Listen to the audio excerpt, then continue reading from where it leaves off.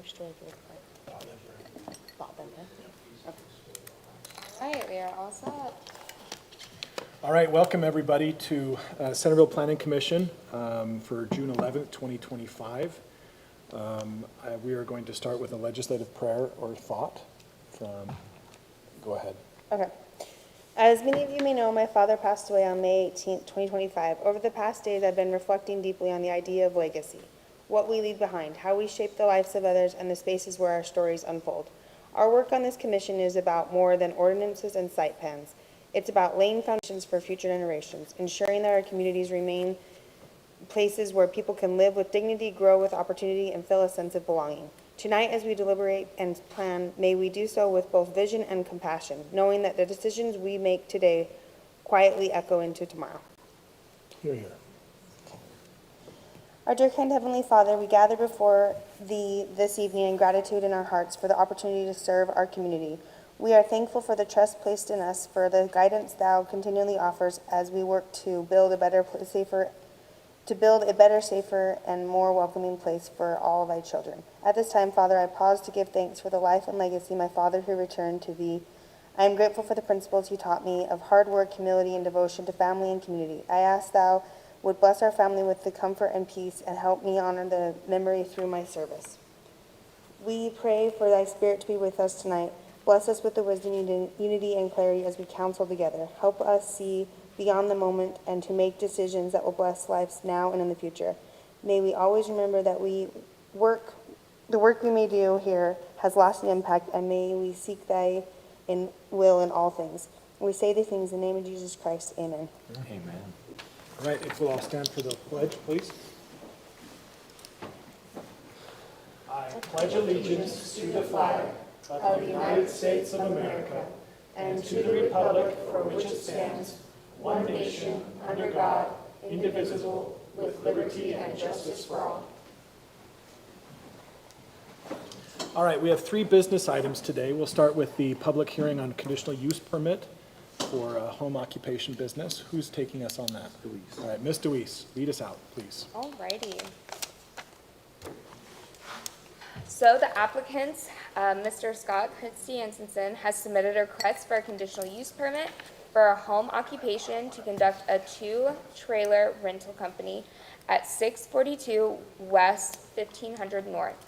The applicant has provided extensive information on their proposed business operations included in the meeting packet. Mr. Christiansen has met with staff on 2 separate occasions to verify questions, obtain needed documents, and discuss the conditional use requirements. These conditional use requirements for the home occupation include include the development standards of CZC 12.62050. They need to comply with all employees. A home occupation shall have no employees other than a person who resides on the premise where the home occupation is conducted. So the applicant, it is him and the co-owner, which is his son.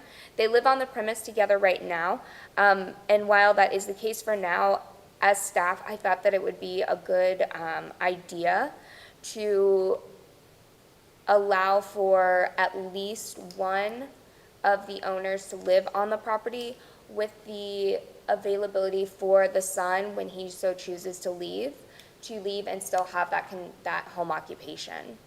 So that was just a note. The item B, a neighborhood disturbance. A home occupation shall not alter the residential character of the premise or unreasonably disturb the peace and quiet of the neighborhood. The applicant indicated that no signage would be installed and no architecture or any kind of exterior alterations would be made that would be in conflict with the existing residential character. The activities for this operation are really only going to include them moving a trailer, 2 trailers on and off the property. And the applicant has mentioned to me in both meetings that the noise generation will be negligible and it'll be very, very minimal. The business hours will be the typical business hours that the city usually requests for conditional use permits. Any kind of promotional meetings for the purpose of selling merchandise, taking orders, or training shall not be held more than once per month. The applicant has not indicated that there will be any promotional meetings that occur. Utility demand, a home occupation shall not cause demand for public utilities and access or necessarily access of that necessarily and customary provide for the residential uses. The applicant did not propose any additional build-outs. The drainage supervisor and the street supervisor also reviewed the plans. The street supervisor really just made a comment that if any kind of trash is going to be carried on and off the premise, that it needs to be clean. And the applicant said that there would be no trash, but if there was, in any case, that he would be 100% willing to clean it up and take responsibility for that. Following that, the conditional use application, so there is a list of requirements that need to be met per CZC 12.21.100. Number 1, will the proposed use be detrimental to the health, safety, and general welfare of the persons residing and working on the vicinity? I said no, there will be no increase in noise, lighting, utility usage beyond what is typical for a residential property. Number 2, is the proposed use of this particular location necessary or desirable to provide service or facilities which will contribute to the general well-being of the neighborhood and community? I said yes. Unlike traditional operations that require customers to travel to the business location, this business is specifically made so then it's convenient to the customer that they are serving, and most likely those customers will be Centerville. So they will go to the residents that they will be serving and doing all of that, so they will not be on premise whatsoever. Does the proposed use comply with regulations and conditions specified in the title for such use? Yes. The code requires the Planning Commission review specific factors when evaluating a conditional use permit. Those factors are 1 through 10, and staff has reviewed these factors and addressed them through the report. The proposed business is expected to have low impact on the surrounding community. However, this was something that I as well I thought that would be a good idea to add as a condition. So even though currently right now they are proposing 2 trailers, my hope is that this business is successful and that they do grow. In order for that growth to occur, I would see that an additional trailer would be allowed on their premise, but after that 3rd trailer, if their business grows past that, they need to not be a home occupation, and then that's when they need to get another location to preserve that residential character. The proposed use will comply with applicable provisions of the general plan, and I said it does because the overarching goals of the general plan can be applied to the proposed home occupation. It aligns with the goals and objectives of providing support for the small locally owned businesses, preserving the residential character, and encouraging low-impact economic activities within residential areas. So in summary, based on these findings, staff recommends approval of this application with the following conditions. 1, the requirement that at least 1 business owner live on the property. Number 2, allowing for up to 3 trailers be stored on the property for business use. And number 3, should any business operations or activities deviate from these conditions as listed in the report, then the conditional use permit shall be revoked per CZC 12.21.100. That is my report. Okay, pretty straightforward. Any questions for staff? Go ahead. I have a question for you. Sid, I don't know if you can pull it up, but if you could pull up 12.62.050. 12.62.050, yes. So development standards, permitted use. Where is that? It's right here. H3. A home occupation. Visitor building, yard space, or activity Yard outside the space, main okay. building not normally associated with So residential use. is that a concern at all? That is a good question. For staff, when I saw that, how we discuss this is that the home occupation, their activities will not be on premise. Their activities will be off premise. So when we think about like, if somebody is doing like a catering business, their business is not doing the catering outside of their home, even though they're parked on their home, their catering van could be parked on their home, they're gonna be doing the catering off premise. That's gonna be the same with, their business, even though they're storing the trailers on here, no items that they are transporting are going to be on their property, and all of their business is going to be off premise. Right, thank you. Yep. I do understand that, but that was the only thing that I read that was maybe, I just wondered about, because it's talking about yard space. Yep. But not a conflict. It should not be, no, I don't see it. Thanks. That's my only question. Okay, more questions? All right, who is here for the applicant? State your name, please, Scott Christiansen, and your location of residence.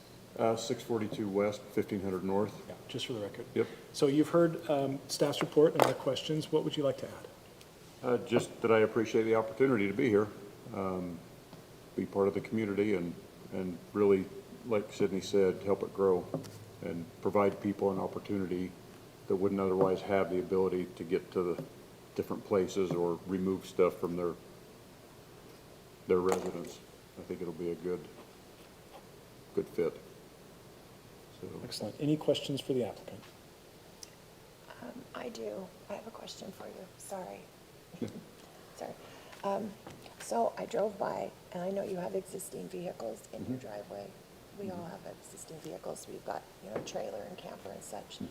So if you're allowed to grow and have 3 trailers there, what will you do with existing vehicles? the camp trailer will go to a storage facility so that we don't use it as often as we would like, but the business trailers will be used regularly. So that won't be an issue as far as, it won't be overcrowded. We'll never park in front of the house well, that's not true. We do park a car in front of the house during the summertime, but wintertime, we always have accommodations so that we're off the street. We don't ever have issues with that. In fact, you saw the pictures. You saw the house. It's 105 feet. That trailer that's there, the camp trailer, is 33 feet long. These together don't even add up to that. The 2 that we're buying, they don't even add up to that. So it really, everything stays behind the house. And that's not just a city requirement, that's my requirement too. I like it clean, so that's how it will remain. So there is a plan for the camp trailer. Thank you. And also thank you for providing information from your neighbors too. You're welcome. Yeah. That's very helpful. Okay, thank you very much. Thank you. We'll take it back to the commission for discussion. Who would like to lead out on discussing this?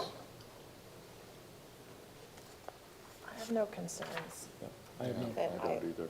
I like Sydney's adjustment, of allowing the son, one person to live off premise. I wondered about that too. And I like that, and I like the growth allowance. Okay. Gary, anything to add? No, I agree with that. All right, I will accept a motion. Not yet, we need a public hearing. Oh, yeah. Oh, yes, that's right. We're Apologies. just all ready. I am now going to open up the floor for the public. If anybody would like to provide comment, please come to the podium, state your name and address.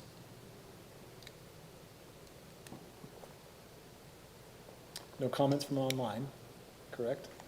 Doesn't look like it. Okay. And seeing and hearing no comments, I'm going to close the public hearing. Thank you, Mike. And then I'm going to take it back to the commission for further questions or a motion. In fact, I'll just make the motion. I hereby make a motion for the planning commission to approve the conditional use permit request from Scott Christiansen, home occupation, use located on parcel 02-141-0005, known as Christiansen, or is it Christiansen? Christiansen Enterprise LLC, and located at 642 West 1500 North, shall be subject to the following conditions of approval, 1 through 5, with suggested reasons for action A through B. C. There we go, C. I second your motion. There you go. We have a first and a second. We'll start down here. Aye. Aye. Aye. Aye. That's unanimous. Thank you very much. All right. We'll move on to business item number 2, the preliminary subdivision plat for Chase Creek. And who's in charge of that one? Hi, Ms. Deweese. Thank you. So the staff report was a little bit of a thick one. So I am gonna do my Sydney summary of it. The applicant and property owner, Mr. Kevin Mortensen, has applied for their preliminary plat subdivision application. This is a 6-lot subdivision and is on 2.13 acres of land and is in the residential low zoning. Mr. Mortensen has started the subdivision process prior to the subdivision code amendment. Up to that point, Mr. Mortensen had followed the process, the due process, and then once that the application lapsed, the current subdivision process that we have now was set into place. The updated preliminary subdivision application that is presented to you today was submitted on October 30th, 2024. The applicant has worked with the city to comply with the current code subdivision process. The application was deemed complete on April 22nd, 2025, and on June 9th, which was this Monday, the DR deemed the application compliant with the city code. The applicant complies with the Residential Development Code 12.32, as indicated in the staff report, the general requirements for all subdivision 15.05, as indicated in the staff report, and the preliminary plat 15.03. The feedback to the applicant on June 9th was to approve the preliminary subdivision with the understanding that the applicant must, number 1, submit a landscaping plan for parcel A, show private drainage easements on plat and plat note to be privately owned and maintained, submit a retention wall engineering plans, enter into an agreement for a private ownership of drainage lines, outfall, and box in Chase Lane. At the time, and this all can be submitted at the time of the final subdivision approval. These requirements will be required for the final subdivision approval that will be required for compliance with the city code. So it is staff's recommendation to consider approving the preliminary subdivision plat and plan submittals. Great summary. Thank you. All right, questions for staff? Got it? Yeah, you know I'm there. Go for it. You know I'm always there. Okay, so I noticed that some are smaller than a quarter acre, right, in there. But I also, and they're RL, right? So Residential. RL has no minimum. size requirement, right? Correct. Okay, because I read that later, I'm like, oh, okay, so it could be Yeah. whatever. Yep. Well, there needs to be, I think, at least 2,000 square feet of buildable area, Right. which they do meet, so. Okay. And then, I guess I was maybe a little confused on the street parking. Yes. So there, I understood that there was a fire hydrant, they're putting in a fire hydrant, right? And then they're gonna be allowed to park on one side of the street, outside of the subdivision. Is that correct, on Chase Lane or no, No. inside? Still it's still gonna be in that cul-de-sac, but Mark, who's our street supervisor, indicated, as well as the fire chief, said that one side needs to be dedicated for, like the snow loading as well as like the fire hydrant, and then the opposite side will be permitted for parking. So still in that little cul-de-sac, just on the opposite side. Okay, thanks. And then I just had a question about the snow removal. Is that a public, does that become a public street that they do then at Yeah, that point? yes. And it's big enough for all of that to turn around and everything? Okay. Those are my questions. Great questions. Blaine? I had a couple questions. There was something in there about the owner wanting the water rights, but the city is going to be the one who owns the water rights. Did I read that right? Is that what's happening? That is a discussionary point right Okay. now. That will be continued on for the final Okay. plat, yeah. And then with her question about like city plowing snow and stuff, they're creating an HOA, right? Does that not then fall on them? I think that, as I understand it, that is a good question, and as I understand it, the city is wanting the street to be public, so if it is public, then the city does still have that ownership of The it. HOA is only being established to maintain their basin and that waterway or the culvert that goes under the street they see on the image, to keep that clear and clean. Okay. And I can let Mr. Mortensen speak more to this, but he has wanted to keep that clear and clean as well, so wants to make sure that it's maintained correctly. I did have one more question about the Yeah. retention pond, because we were talking about who was gonna take care of that before. The HOA. That will be the The HOA. HOA's responsibility. If they do an HOA. No, they They're are, doing they it. are. They're doing it. For sure. Yeah, yeah. It's part of like the requirements for this No, we subdivision. discussed it before, that it was a maybe. I It is thought a it was a final. maybe. Yes. Okay, Yep. okay. All right, thanks. Good questions. All right, who is here for the applicant?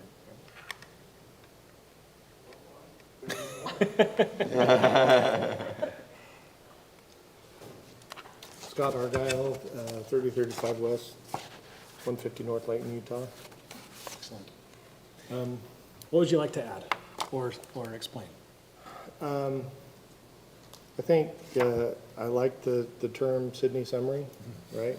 I think she did a great job. I don't know that I have anything else to add unless there's a specific question. I always find that if I say less, it's better. Yeah, well, let's start, if anybody has questions for the applicant. You're good. Okay? All right, I'm now going to open this up for a public hearing. If anybody would like to provide comment, please come to the podium, state your name and address.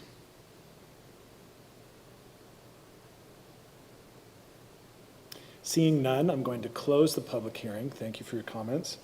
And now I'm going to take it back to the commission for discussion. Anybody have any concerns?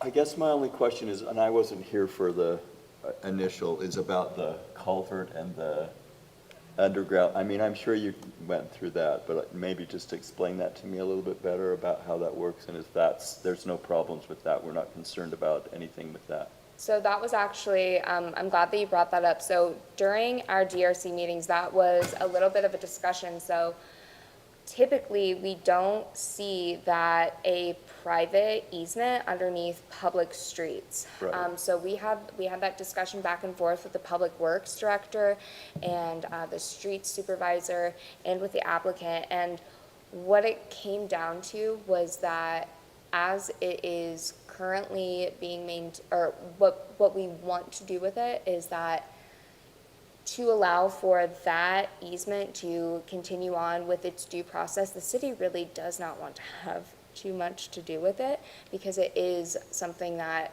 continually gives them issues. So having an HOA take a hold of that, the city is more inclined to that, and with the idea that there will be a manhole in the street that they can access at any time if anything does occur. So even though I might not have articulated that well, the Public Works Department is very much so in favor of this action. Of the way they're doing it? right? Yes, Okay, yes. good, Yep. that was my main concern. Yep, yes. All right, I will accept a motion. I'm gonna scroll down there, so Yeah, Do you mind putting it on screen? Please and thank you. While she's bringing that up, I just want to also note process-wise, this is also subject to our new subdivision ordinances, so clearly, after this, if you were to approve it, then it would go back for staff review and staff administrative consideration, and ultimately, the zoning administrator will make the final decision on the final plat, once they submit and go through that process. So that is now the procedure with subdivisions. So, Okay. I hereby make a motion for the planning commission to approve the subdivision plat and plan request for the Chase Creek subdivision located at 224 West Chase Lane, parcels number 02-014-0050 and 02-014-0072, with the following conditions.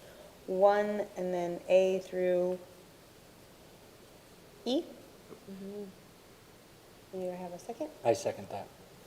Okay, first and a second, we'll start down here. Aye. Aye, Aye. Aye. and that's unanimous. Thank you. How much these lots are gonna be? Yeah. I want one. Right. All right, moving on to item number 3, the public hearing on conceptual site plan for Quik Trip. Mr. Eggett? That's me. I used my process of elimination. That's me. So the applicant group is Galway Engineering, represented by Spencer Hymas, who's present tonight, on behalf of Quik Trip Incorporated. This is a conceptual site plan located approximately 1280 West Parish Lane. It's a combination of parcels 06006, and 0118 and 060060082. I'll slow down so I can say it. This conceptual site plan location is contingent on the submittal of a future final small subdivision proposal that Wright Development Group, the property owner, will have to engage with us on and complete.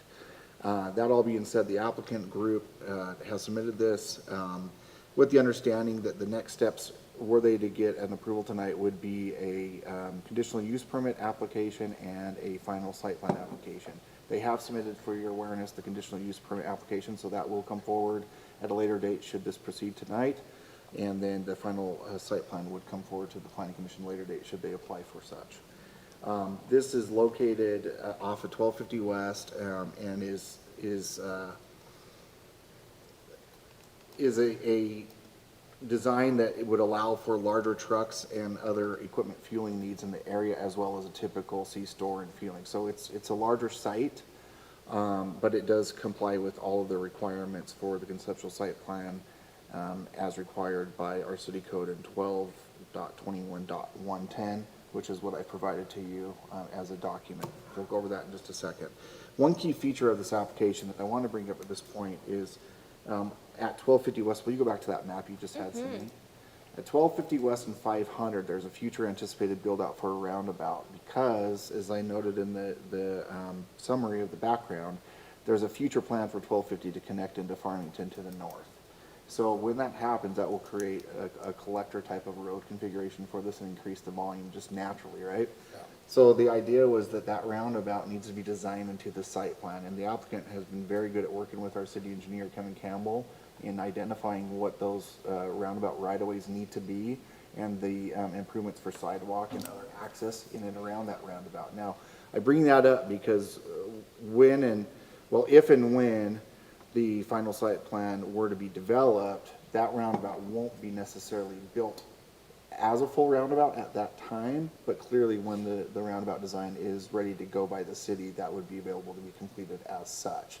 So there'll be kind of an initial development concept, and then the final concept or final plan will be established with that roundabout development. So just take that into account. Currently, the property is vacant land area that was once utilized as a concrete and construction activity site.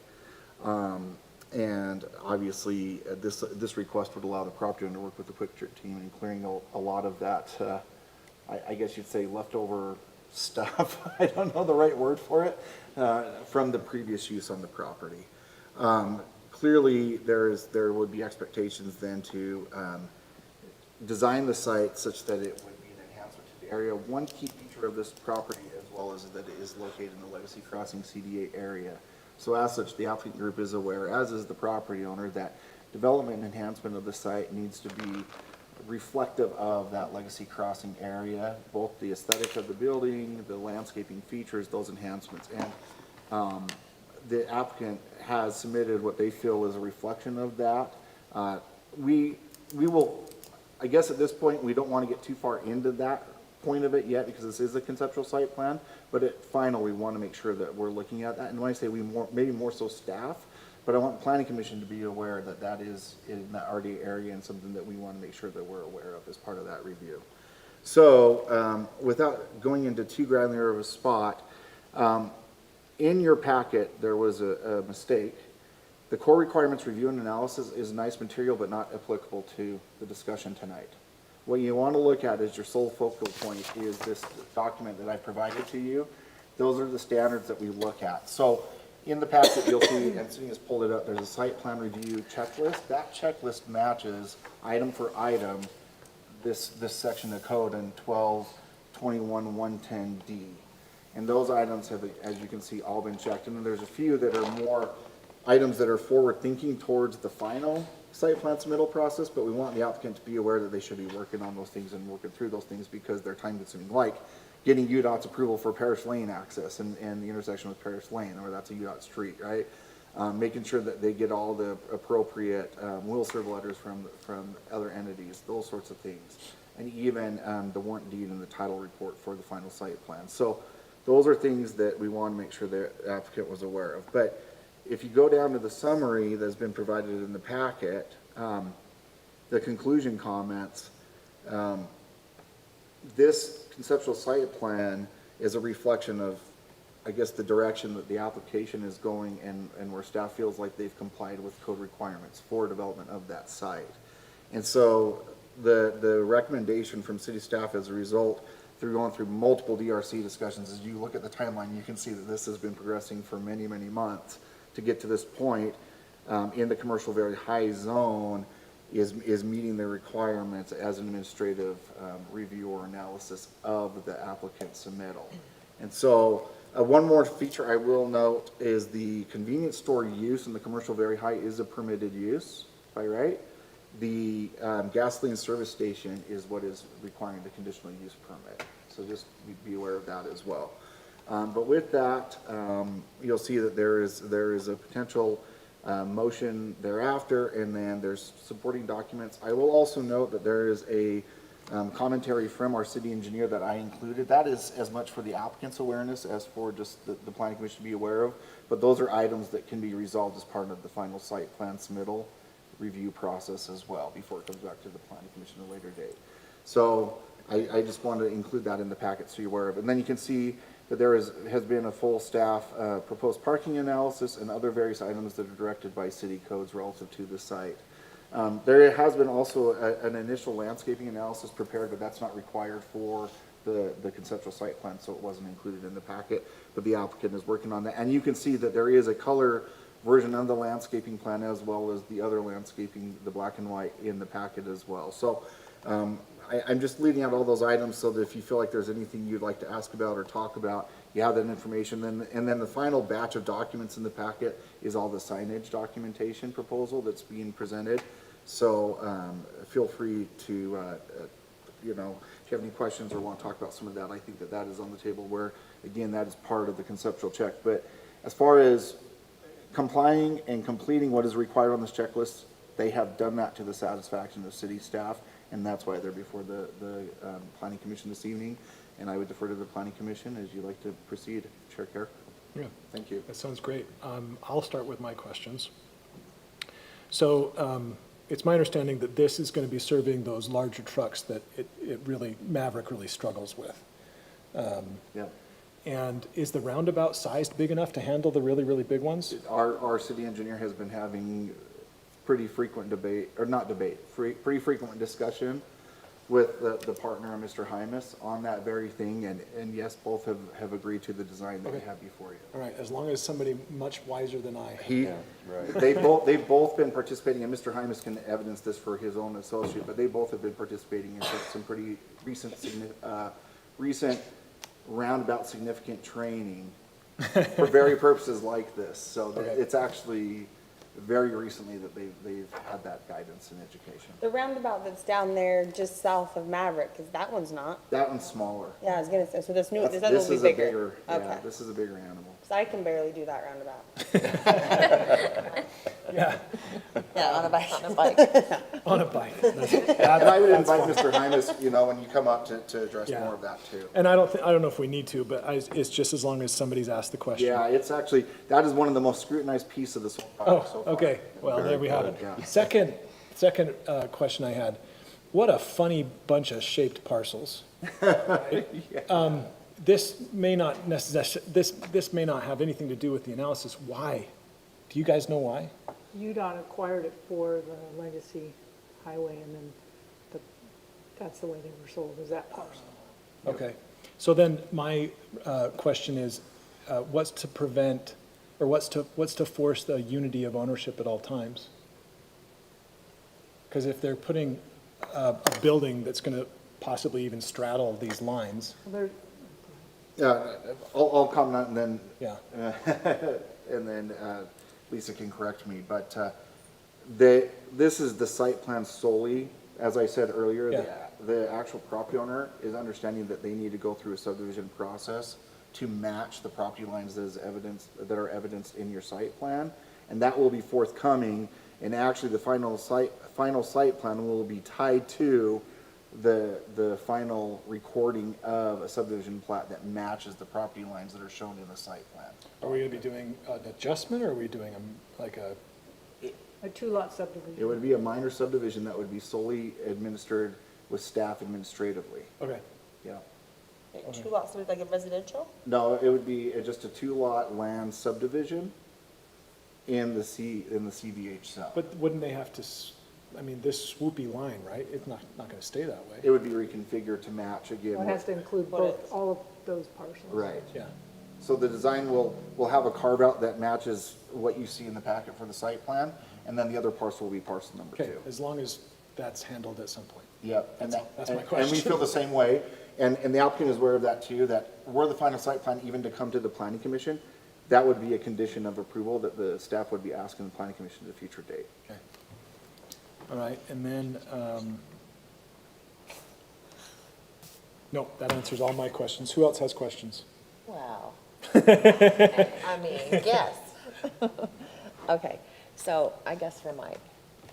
So is it too early, or has it already been done? Like all the environmental impact things that I'm sure that Maverick had to do to be able to have gasoline tanks there, diesel tanks there? That is something that has been shared and identified with the applicant, and you could ask the applicant group if and what their plan is to address that, if any. There was a comment shared by our stormwater maintenance director, and I have shared this with Mr. Hymas as well, regarding making sure that there's no wetlands or any other impacts in there that might need to be resolved or corrected. And I'm sure Mr. Hymas will have an answer to that question, what their Okay. process is for that. All right. And then you can, everything I'm gonna come at you with, tell me whether it's you or him. Okay. Okay. So bikers and the risk and lanes, what, are we gonna change anything? What are we gonna do over there? Bike lanes? Yeah, bike lanes. I'm not sure Are there bike what lanes? the There's a design. bike lane that goes over the freeway that crosses over. Oh, yeah, that On one? the east side, It's then dangerous. crosses over to. I will say, I well, know. this kind of meets into your future comment. It may not fully address it, but I will say that part of what is going on with 1250 West build-out will be a wider, it's like a urban trail that's being designed. I believe it's 10 feet. Does that sound right?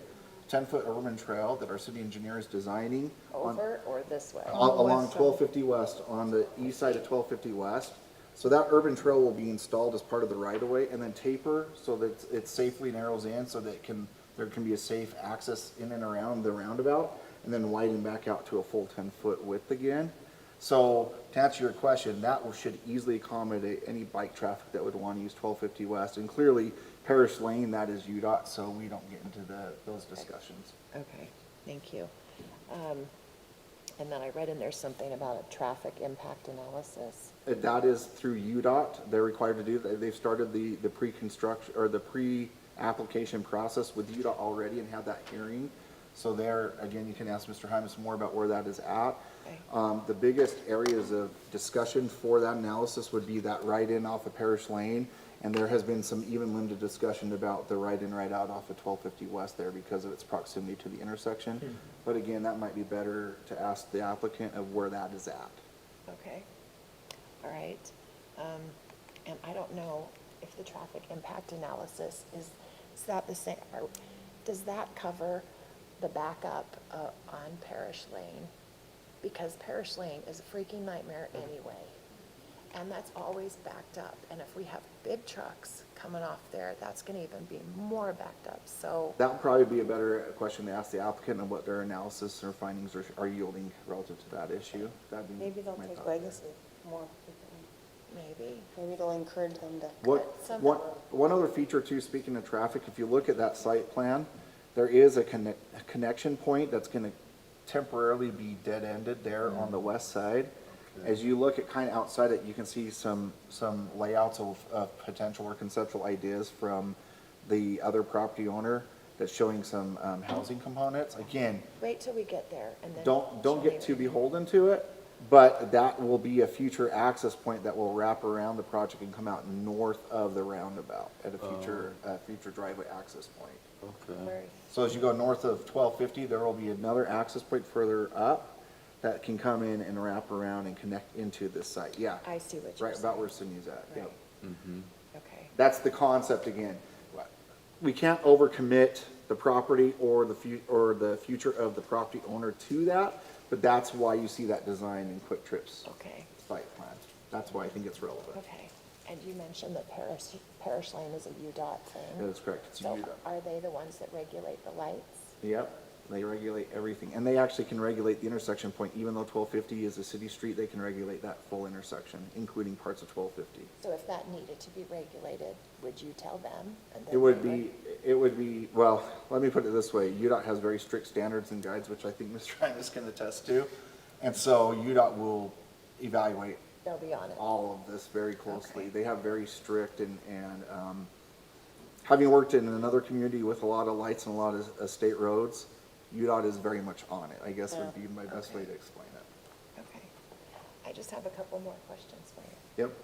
So the hours, does Maverick have 24/7, right? Don't they? Do they have I 24/7? don't know. I don't know if Maverick is open at all hours.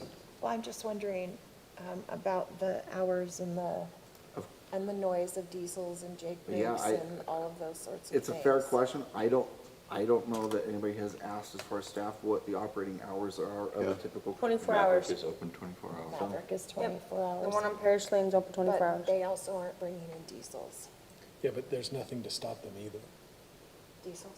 Yeah, I mean, it's just the configuration of the parcel, and my understanding is that some of the big ones have gone in there. Like some of the bigger, obviously not a double reefer or something, but there's nothing, as I see it, that would say that Maverick can't. Okay, Rep Cap, but is there something that we can do or say about I think. the noise of that? There's, and Lisa, maybe you'll have to correct me on this. I don't know, as it relates to, this kind of comes back to some of the conversations we had about, ironically, a different commercial rider use.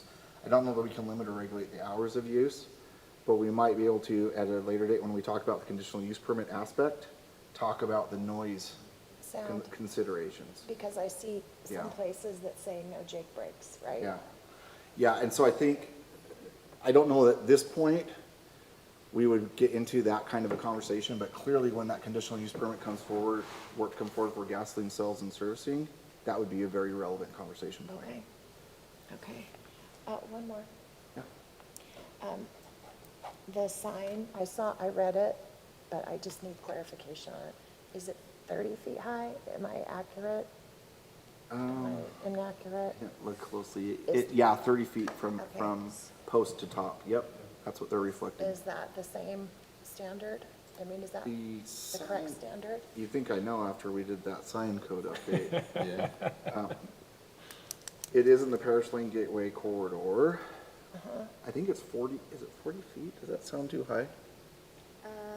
No, I think it is, but that's because it's abutting I-15. So we're gonna go to the Parish Lane Gateway Commercial District, freestanding, freeway-oriented sign.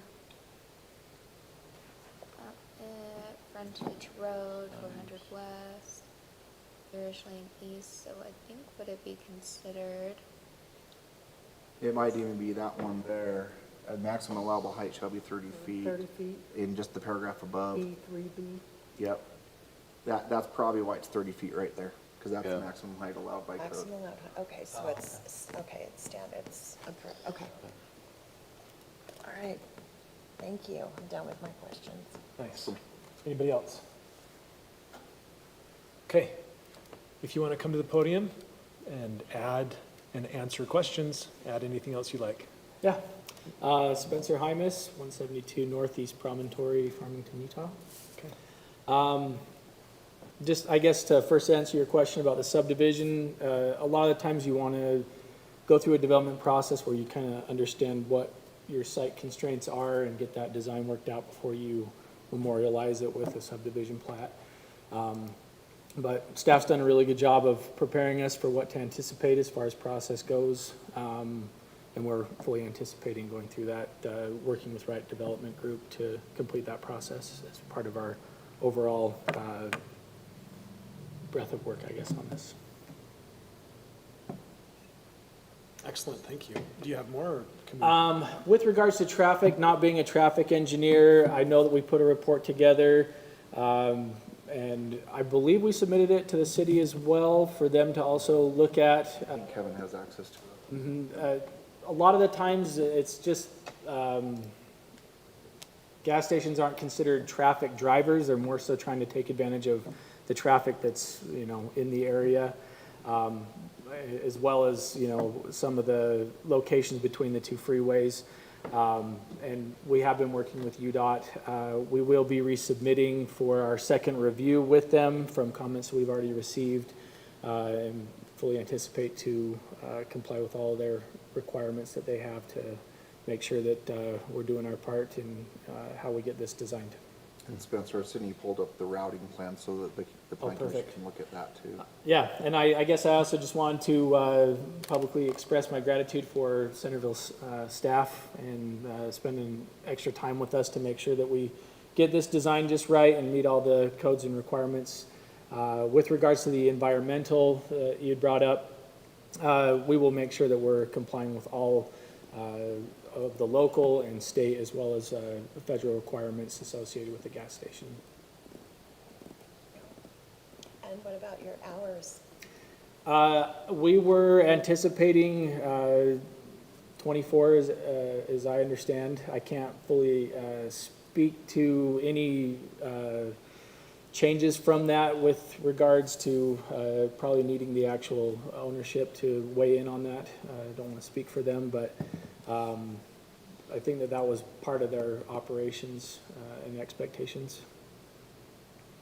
But with regards to, I think, sound, I know that Right Development Group is planning a residential community behind that, and so they will be taking every precaution necessary to make sure that they're not becoming a nuisance to the future development that's proposed. Okay, that answers my questions. Anybody else have questions? All right, thank you. Thank you. All right, I'll open this up for a public hearing and ask anybody to provide comment. Seeing none, close the public hearing and take it back to the commission for a discussion and a vote. And I'll lead out. I have, all of my minor technical questions have been resolved, and you raised some really good points, Vice Chair, about all of those things. Yeah. So I feel like they've been resolved. It meets all of the conceptual criteria necessary. I have no qualms. Anybody else? I agree. Okay, I'm I'll accept, excited. I'll accept a motion. Can you with your voice? Gary, make the motion. Yes. Okay, I'll read the thing. I hereby make a motion for the Planning Commission to approve the conceptual site plan for the property located at approximately 1280 West Parish Lane, known as portions of parcels 0600601118 and 06006082, subject to the following conditions of approval. One, and with the following findings for action 1 and 2. And 3, that staff is really awesome. Oh, yeah, I'm joking. of course we could include that. Well, I second that with 3 added. Okay. Joking, obviously, for the record. But yeah, I have a first and a second. We'll start down here. Aye. Aye. Aye. Aye. All right, unanimous. Thank you very much, sir. All right, moving forward to the Community Development Director's report. We don't have too much to note, other than I will state that you have at the next meeting on June 25th, you have a rezone request on a little parcel along Frontage Road in the Summerhill Lane area of the city, so that will be forthcoming. So we'll bring more for you on that. And From what to what? Is that with Symphony I was Homes? just gonna ask. it's not Symphony. This is a private property owner. It's a little property he's Oh, wanting that to do little house right as there. a subdivision, a minor subdivision, but then you do a rezone first. So that will be forthcoming on the 25th. And am I missing, are there any projects that's or all that occurrences? that's the We don't really project. have anything else, huh? No, that's the only project. Well, that's as exciting as it is Yeah. right now. We have a lot of projects, but they're all just in the works. Let me just reiterate that for the record. We have a lot of projects. We are working diligently, aggressively. I never had any doubts, but now that you're like emphasizing it, it makes me wonder. Now you just, All right, We do, I will note from a business perspective, we do have a new business opening up next to Swig. It's another ice cream shop, so that should be forthcoming. Do we know the name yet? Wait, to the south? Milk Bar. Milk Bar? Oh, I love Milk Bar. Milk bar? Next to Swig. What was there before? I don't remember Tanning what was booth in there place or something? before. It was a hair place, it was something else. Oh, yeah, it used to be Sports Clips or something, right? And I can say that because they've submitted a business permit application, Cool. or Milk business Bar. licensing applications. And they gave us all free Milk Bar. So, Can we put that on And- public record that we're requesting samples? and then I will also note, I did hear an update on the Parish Lane Road project. It's sounding like it should be winding down and clearing July, up by right? the end of this month, right before the 4th of July is what That's it's, what I was told. good. so. I've had fun with it.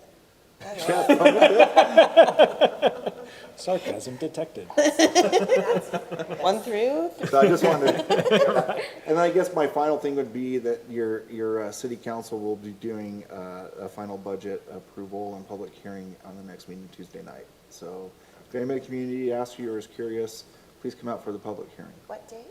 It's Tuesday, the 17th. We're all getting raises, right? Guess you'll have to wait and see with anticipation. Yeah, $30 to $35? I guess one final save round two, city council and mayor applicant period has ended, so I believe, is that available online or at the? Yes, under the election code tab on our website has all the candidates. We had Mayor Wilkinson reapplied, and he's running unopposed. And 4 applicants for city council, the 2 How many incumbents, times has he been here? Gina Hurst and Spencer Summerhays, and then 2 others, Rick Bangeter and Luann Hudson. So Shailene's not rerunning? She's not up. Not in cycle. So only 2 councils and the That's mayor. right, that's right. So we will not be having a primary because you need more than just the Want to do it? 4. Got it. yeah, right. There you Want to do go. it? No, hell no. Are you sure? Heck no. I don't think you have enough on your plate. All right. Go. Next time. There's my report. All Thank right, you. so there you go. And can you not give us more information on the Summerhill thing? It's just a 2-lot, like I said, minor subdivision. So it's for the not even the property owner. it's not the Summerhill subdivision. It's a parcel right to the north of it. And basically what it is that it's off the cul-de-sac. They had to do a plat amendment actually to get out of it. So they're not associated with the Summerhill subdivision at all. What they want to do is that they just want to keep their own house, and then they also want to have a parcel be available to build upon it. So it's just going to be 2 individual residents, so single their family. existing one and Yep. another one. Yep, they want to keep theirs as agriculture, and then they want to have the new one be residential low, just because the lot size that is permitted for residential low. So that's why they're doing the rezone, which is why they're being brought to you. So you're talking about that house, the lot, and then the garlics right there, and so there's the lot right there. I think I know what one you're talking about, and it's just right off the cul-de-sac. It's on the very western cul-de-sac before you get to Frontage Road. It's on the north end of that cul-de-sac. But let's wait till it's in front of us. Exactly. Okay. Yeah. Yeah. All right, so let's move on to the minutes. My read, I didn't find any corrections. Anybody have any corrections? No, it looked good to me. Okay, I'll accept a motion. make a motion to accept. I second that motion. All right, all those in favor say aye. Aye. And I'll accept a motion to adjourn. I make a motion to adjourn. All right, all those in favor? Aye. Aye. And we're done.